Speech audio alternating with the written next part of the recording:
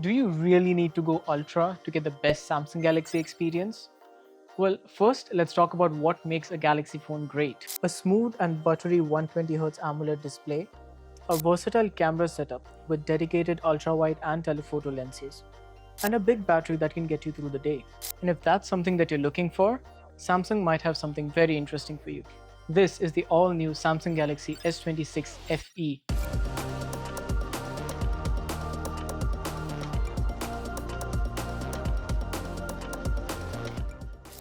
And there's a reason it's called the FE. FE stands for Fan Edition. Samsung says it's for the Galaxy fans. So let's see what makes the S26 FE special. Let's start with the thing that everyone loves, the cameras. You get a 50 megapixel main camera, an 8 megapixel telephoto, and a 12 megapixel ultra-wide camera. You also get Super Steady Cam and Horizon Lock, a feature that's found in the premium Galaxy phones. And that's a pretty versatile camera setup for everyday use, whether you're taking landscape, portrait, food, or just randomly snapping those photos that fill up 90% of your gallery. The S26 FE gets a 6.7-inch display that sits just below the S26 Ultra's massive 6.9-inch display. Now, 6.7 inches might still sound pretty big, especially with how huge the phones are getting these days, but I've been daily driving the new Z Fold 8, and with its smaller, more comfortable form factor, I think the S26 FE sits just at the right spot. It's big enough for watching videos, gaming, scrolling on Instagram, and just generally using the phone feels immersive without quite reaching the Ultra territory. You get a nice glass back with aluminium frame with this new and interesting pistachio color that Samsung has been using on all their recent launches. And yes, the 120Hz display is still here. I mean, once you get used to higher refresh rates, going back is basically a punishment.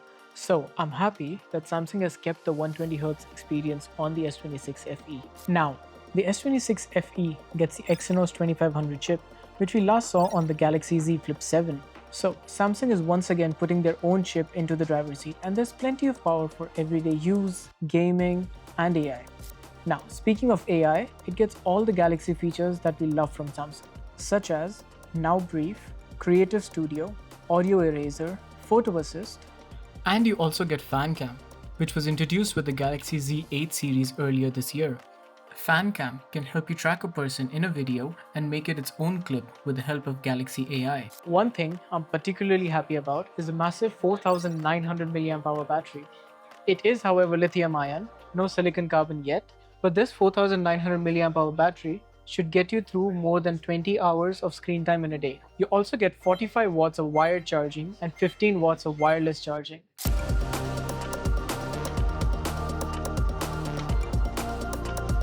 The whole idea behind the FE lineup has always been about getting the features people really care about.